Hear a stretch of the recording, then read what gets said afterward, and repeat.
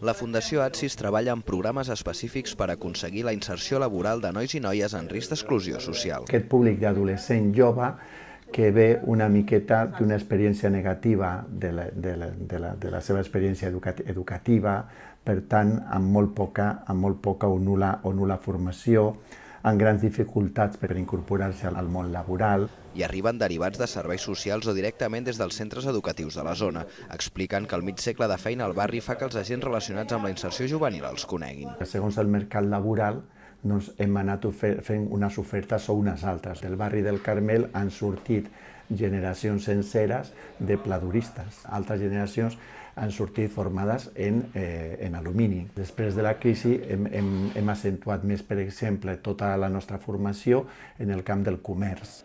És el que fan en aquest taller. Aprenen nocions de màrqueting per aplicar-les a un establiment comercial. Naturaleza, ¿qué colores?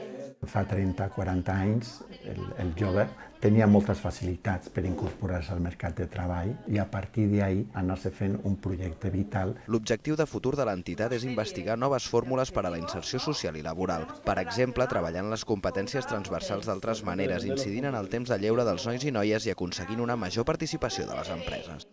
De leche y todas estas cosas que simbolizan crecimiento. Y lo relacionamos, contrastaríamos el rojo con el negro o con el blanco. Si estamos